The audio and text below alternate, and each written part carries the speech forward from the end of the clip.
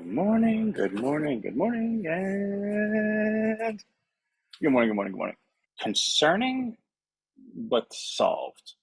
So it was concerning, and then it's solved.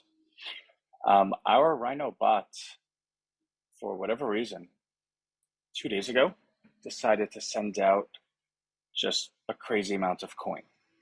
Now, we've always thought, because we're always looking ahead, and if there was ever a situation that our RhinoBot would malfunction, it's not exactly a situation where we can claw it back. It's not a situation where you can, all right, it sent this out. Let's press this button and undo it or refund it.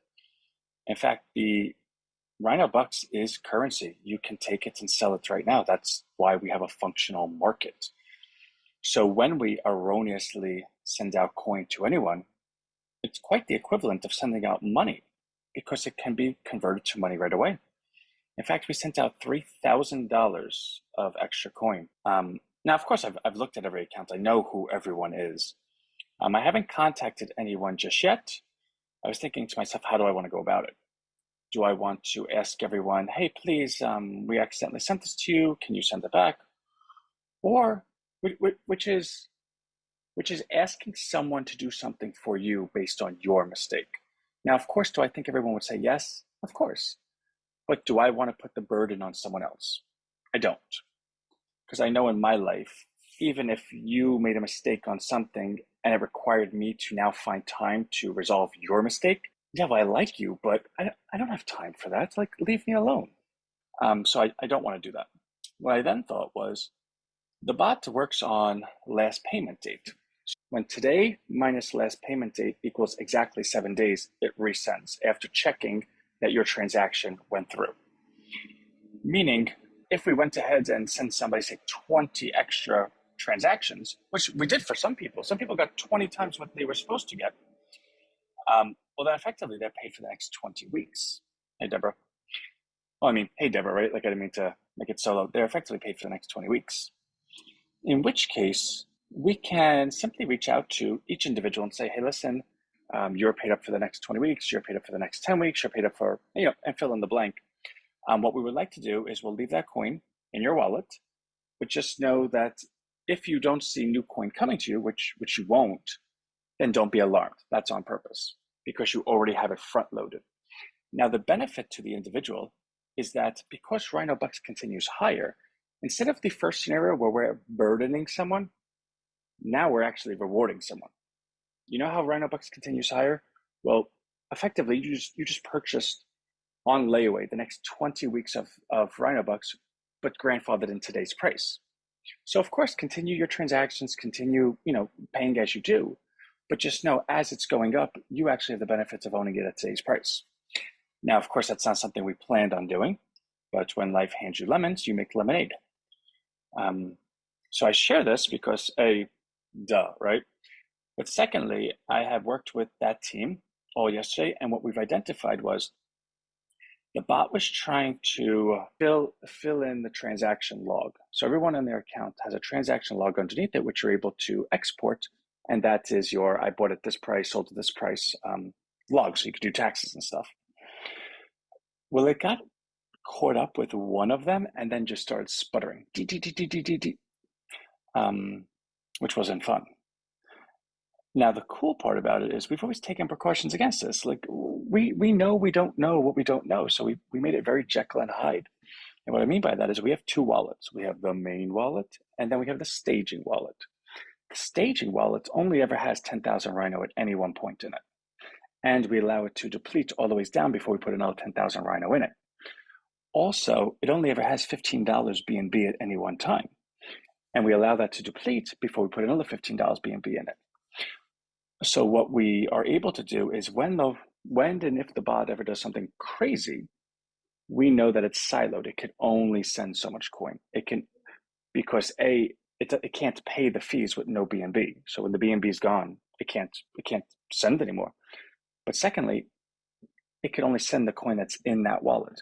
So when you're able to minimize any type of unforeseen thing, you're able to manage your own expectations. So from my standpoint, whenever I'm thinking in a day, what can go wrong? What do I need to look at? Where does my time need to be? My time isn't spent with the bots because I know the worst case scenario the bots could do under the worst case scenario I can handle. And does that mean I'm pleasantly going to handle it? Does that mean I'm thrilled it happened? No.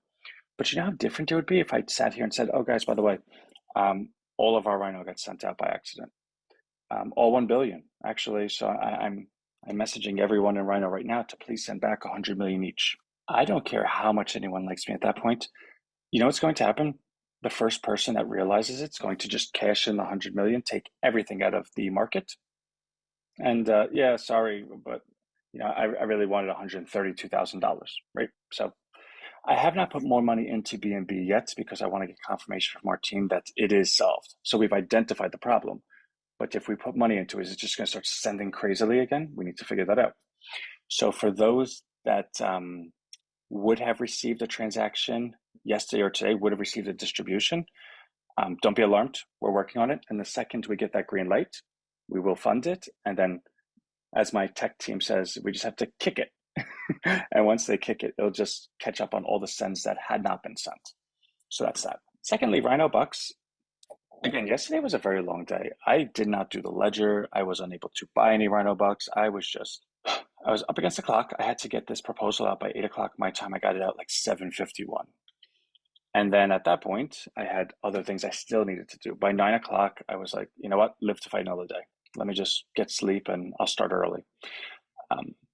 So Rhino Bucks is, I think the all-time high is 269.76. I think it's 265.90. It's 4 cents away.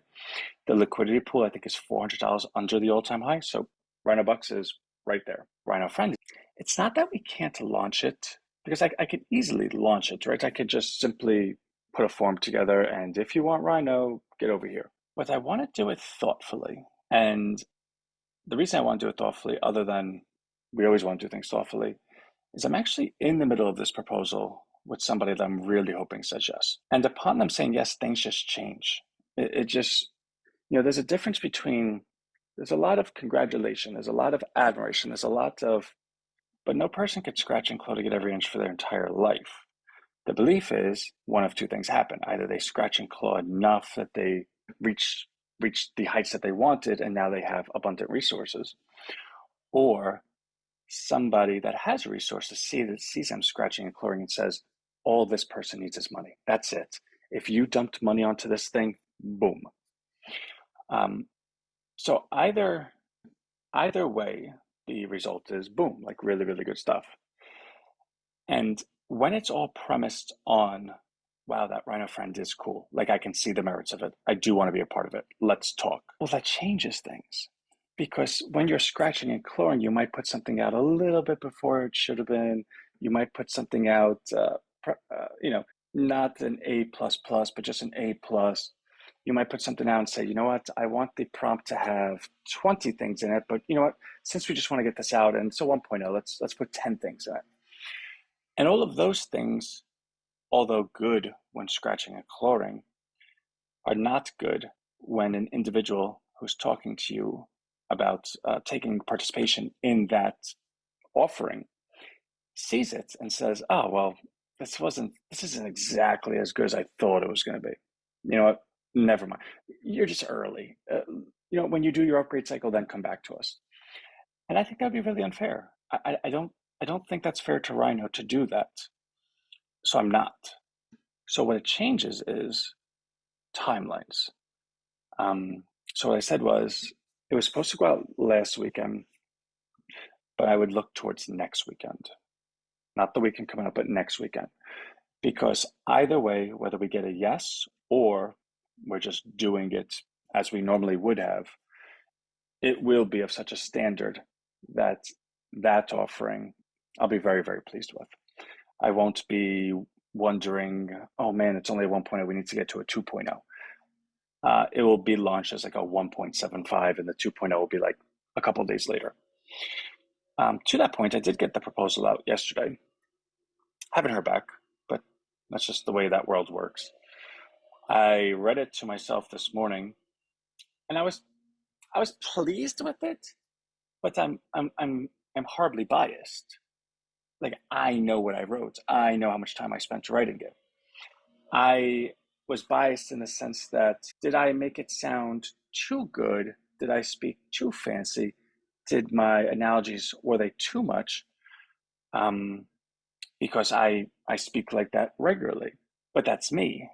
To a person that does not see me speak regularly or has not had proposals like that in their hands from me, do they look at it as like, wow, this is really well, like this is totally comprehensive. Like there's nothing left out. Um, so that's kind of one of the things I was thinking of.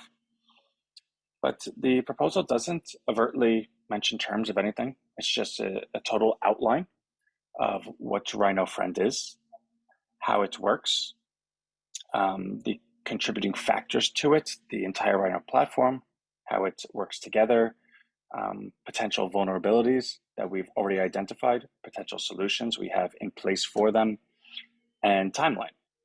So it's geared for, and we have a table of contents, right? So it's not like this like long thing. Okay, I want to look at section 2. Okay, section 2 is 2 pages, right?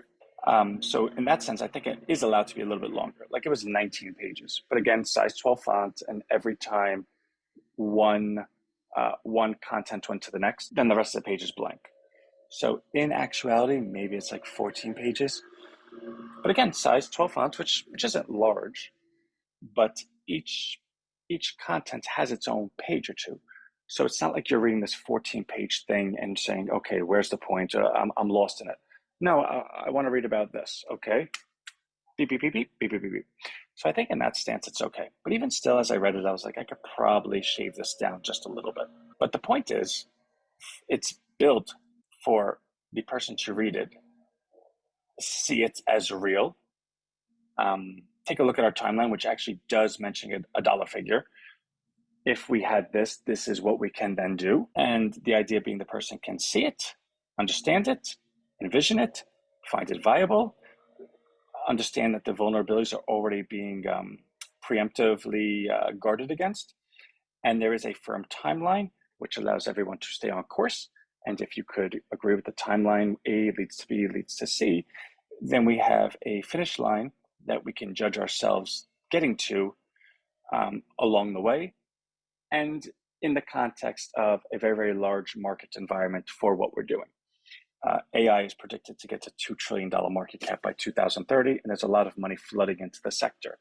In fact, if you remember during the tech boom, right, like in 2000, where the internet was like invented kind of, there's a company, pets.com, and everyone jokes about it because it was like a stupid website that just had pets.com on it. And it was worth like billions of dollars because there was so much money for all of this stuff that it was willing to be thrown at anything. And of course, some were good bets like Amazon, but even Amazon went down 90%. And then it became Amazon who it was today, but it used to be just a bookstore, right? And then there were some bad bets like pets.com. The inference that we're making is that the AI market is quite similar. There's going to be a lot of really great stuff that comes of it. There'll be some stuff that makes no sense and will fail, but there'll be so much money that if you're, God forbid, you're viable, or God forbid you're profitable, or God forbid you're doing something, the money's there. It will be there. So in terms of priorities of an investor, well, you're always thinking about liquidity events, right? If you invest in something, well, how do I get out of it? If I put 500,000 into this thing, how do I ever get it back? And although the terms don't actually explicitly say, because there is no terms, it's just an overview, but it does allow any individual to see, okay, this is viable, this is this, check, check, check, check, check. Oh, and it's going to be in an area where there's going to be a lot of money. Therefore, God forbid something happens and I need to take money out, I know I'll be able to tap the markets because the markets will be quite bountiful. Oh my God, I just got a text from him, actually. How funny is that? I'm not going to read it because my face will give away if it's good or bad, and I don't want to do that just yet. But I did get the text message. Also, I did not send an email yesterday because, again, did not have time to. But that being said, I did. Like, I don't ever want to continue saying I just didn't have time to. Like, Anthony, you have a responsibility. Grow up, right? But I also didn't want to. And the reason being, I wanted to get a handle on what happened with these automations before I opened my mouth. Again, when you're managing a market, again, we have a free market. We own a market. A market is completely dependent on the confidence of the participants. That does not mean, Anthony, if you know something, you don't say it for weeks. That's not it. But it also means that I have to open my mouth intelligently. And to write an email at 7:30 at night, oh, by the way, for anyone that did not receive RHINO, we accidentally sent $3,000 worth to everyone, and we don't actually know why it happened. So just, be okay with it. Someone would read that and be like, okay, I'm selling some of it right now because God forbid tomorrow it sends 1 million, and what do I got, right? So now I'm able to open my mouth. Maurice, you're the best. And Abdul. So now I'm able to open my mouth and say everything's fine, and I can update that later. So I did not send an email, but I think I purposely didn't, I guess would be the definition of that. And I'm explaining it now, right? So a lot of this week has to do with that proposal. I have to see how to manage it because, again, I don't want to do anything too, it's unique because you have to run a business, right? You have to continue moving forward. You cannot, it's like a shark. You can't stop any long period of time on some risk because you're risking the business. How long can RHINO just pause what it's doing and enter negotiations before, in the event of failed negotiations, it really hurt RHINO? And I know those numbers in my head, right? So that's never going to happen. So I have to manage this week accordingly. I will share a little bit more, probably tomorrow. Tonight's email, I would like to do something with making money. Like I would like RHINO to make some more money. I would really like everyone to raise their plans. A lot of the plans that come on and come off quite quickly is the $1 and $5 plans, which is fine. Everyone's welcome. But the plans that are really the linchpin of RHINO are the higher plans because they allow it to constantly stay non-volatile. If we had a little more of those, I'd be much happier. So even if we could move our average from 12.25 to like 14, I'd be the happiest person in the world.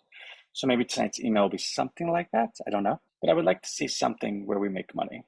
That would be kind of cool. There's something to be said of, I've never for a day ran RHINO without having to be concerned with money.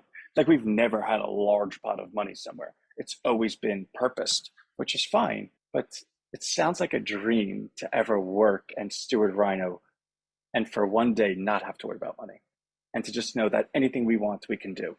And I think I deserve that. I think we deserve that. I think we've done enough together that we deserve that.